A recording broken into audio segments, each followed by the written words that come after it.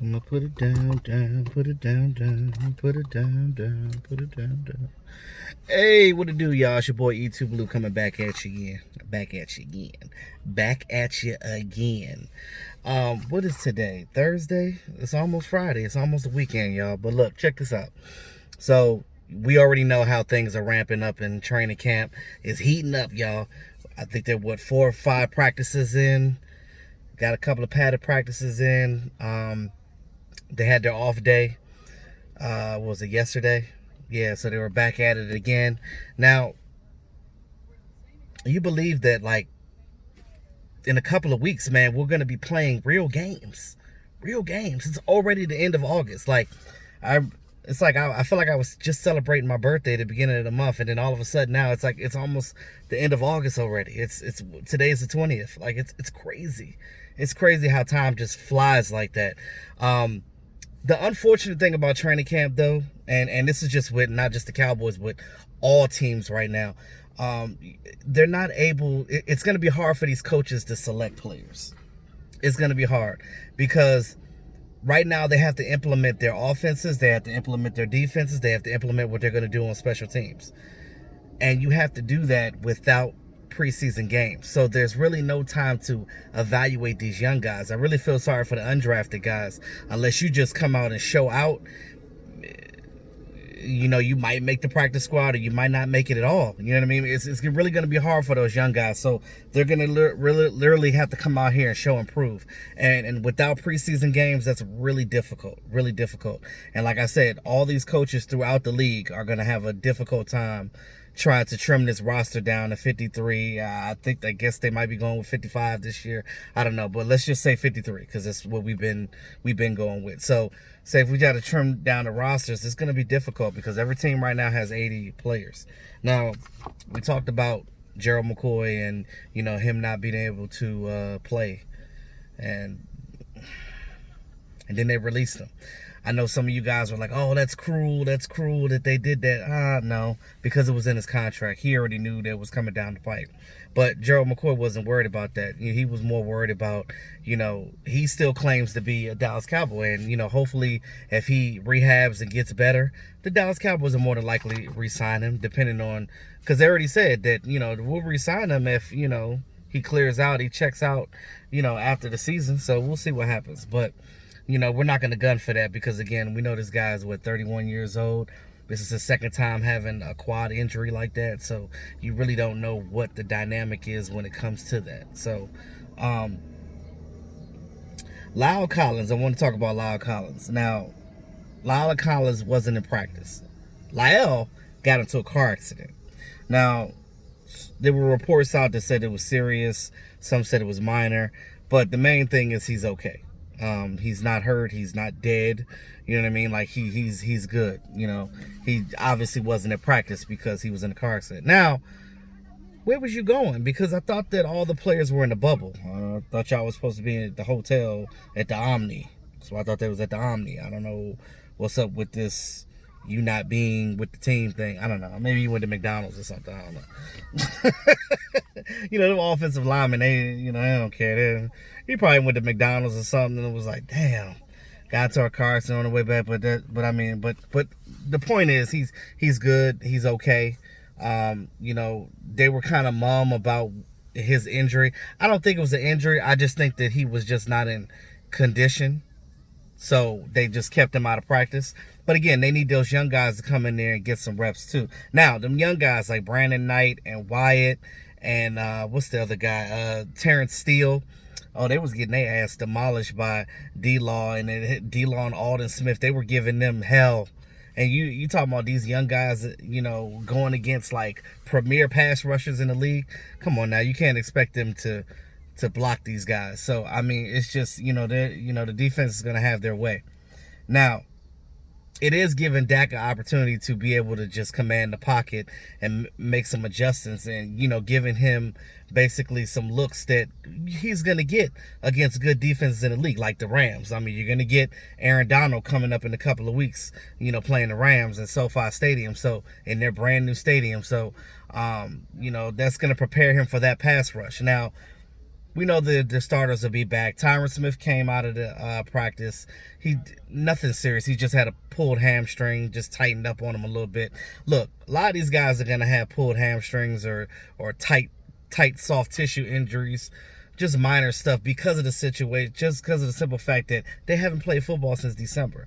And you're talking about no off seasons, no OTAs, no mini camps, none of that. You know, the rookies didn't even get a chance to have their own private practices. It's like everybody just boom together like that. So, you know, that's to be said. Things are gonna happen. Now, Tyron's okay, he's cool. You know what I'm saying? Just tighten up the hammy a little bit. Jordan Lewis, he left out of practice as well. They said he tweaked his ankle. We don't know really the severity of that. I don't think it's anything big. I don't think it's anything serious because I haven't heard anything come down the pike about it. So I'm just gonna chalk that up as being he's okay. But while he was gone, Daryl Worley and some of the other corners and stuff, they kind of just split his reps and things of that nature. So, which goes to show you the value that they like Jordan Lewis in this defense. That even though, you know, the past coaching staff, you know, were just looking for, you know, certain height of a guy, you know, it's okay. Jordan Lewis will be all right. They're looking for guys that are just going to attack the ball and be ball hawks. As long as you can get that ball, that's all they caring about right now. That's all they care about. And we know Jordan Lewis is an aggressive guy. So hopefully everything's okay with his ankle. He could come back and show improve. Now, some practice notes. Some things that I heard about going on in practice. Just some accolades for some guys looking good, things of that nature. They said that Tristan Hill was looking okay. He's got more reps. So, you know, what I tell you guys before, a player gets more confidence when he gets the opportunity to do stuff. I think that people were labeling Tristan Hill as a bust before because they didn't see him. He didn't get a chance to play. They just stuffed him to the side. Marinelli gave up on him, and that's one thing you can't do, is just give up on a second round draft pick like that.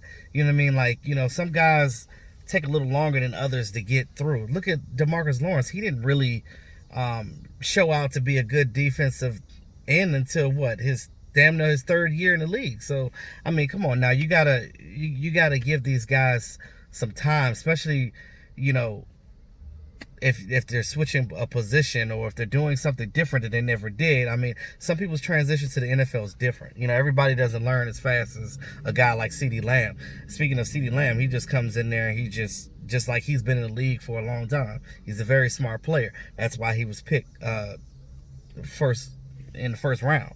Now, you look at Tristan Hill. Speaking of Tristan Hill, I don't know what the situation was, but I had a feeling this was going to happen. So we knew that Everson Griffin has been 97 since he's been in the league with the Vikings. We know that since Taco left, Tristan Hill went back and took 97, right? But we know that Tristan Hill was wearing 97. Saw a picture of Everson Griffin and taking a picture by his locker, and the number was 97 in the locker. So I'm like, okay, did you go and punk Tristan Hill for his number? Hey, bro, come up off that number. Come up off that number. You got to earn that. I've already earned it. Come on, give me that 97, bro. So they switched numbers. Everson Griffin is 97, and Tristan Hill went to number 72. So he gave up that number, baby. I don't know if he gave him some money or what. I'd have been like, you got to come up off some ducats, bro. That's how I feel. Cedric Wilson, wide receiver, having a great camp. Been looking good. Been catching 19-yard passes, yards after catch. Looking good out there. Looked like Dak. He's one of Dak's young favorite targets, it looks like. Outside of the starters, of course, because, you know, when they put the seconds in, he shined. Now, he looks like a front runner for that number 4 position, but Noah Brown came back to practice, so we'll see what Noah Brown can do. Let's see what some of these other guys can do. I really want to see what Devin Smith can do. That's who I'm looking at. But Cedric Wilson, though, a lot of you guys that like Cedric Wilson, I like him too, but I think that he's ready to go. He's like, forget this. I ain't getting on no practice squad or getting cut no more. I'm getting on this squad.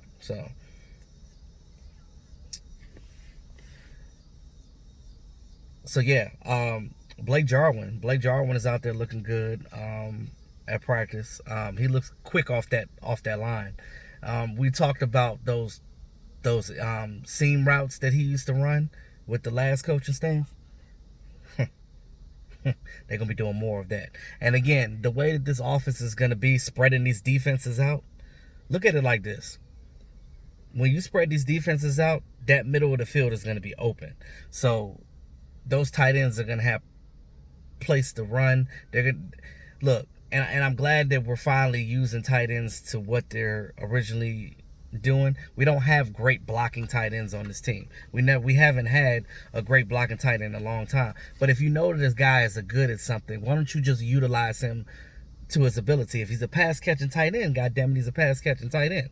Let him be that, and that's what it is. And I think Blake Jarwin is going to flourish with that. I think that he's you better put him on your fantasy team because he's gonna do something. Because I know I will. Trayvon, I keep saying Tavon because Tavon Austin. Trayvon Diggs. He's been putting in heavy work, working with the secondaries coach Al Harris. They've been doing some things, coaching him up and stuff. Because again, he's a high round draft pick, so you gotta work with your guys. They want him on the field, number 31, taking Byron Jones' old number. So, he's looking pretty good out there. But again, he's moving around and jucking and jiving and showing what Alabama corners do, So it's good to see him out there running around. Linebackers as a whole looking good. Jalen Smith, Leighton Vander Esch, all of them looking good. And then the young guy, Francis Barnett, he's trying to find a spot on this team. Undrafted guy. Look like he's one of the only undrafted guys out here really shining like that. I think that he's like, look, y'all not gonna leave me behind. I'm gonna make this damn team. This COVID team. I'm making this team. Y'all ain't cutting me. I done been out here getting this thing up my nose every day. You gonna pick me for this team. That's what he said. I heard him. I was there. I wasn't there. I wasn't. Y'all know I'm a fool though. Yeah, that's pretty much it. Overall, I'm happy with what I'm seeing. Let's just see if we could put this thing together and just create a good team. Now, I'm not really too much worried about the offensive line. We know who the starters are and things of that nature. You just got to continue with practice, get these younger guys, these backups good. Once Cam Irving heals up, he'll be back in action. I'm pretty much sure that he's going to be that swing tackle. As of right now, Joe Looney is probably going to be your starting center, but guys are battling, jockeying for position. But because of time restraints, it's not a lot of time to evaluate these players. So these guys are out here trying to do what they can to make this squad. Check me out tonight, 9 o'clock p.m. I'm either going to do it 9:30, but probably 9 o'clock. That's what I'm gunning for my live stream tonight. I'm going to talk about some of this stuff and get some of your guys' opinions on what you think about training camp so far, things that happened with Gerald McCoy. We're just going to have fun. So check out my live stream tonight, guys. It's your boy E2 Blue, always keeping it real. Talk to y'all soon.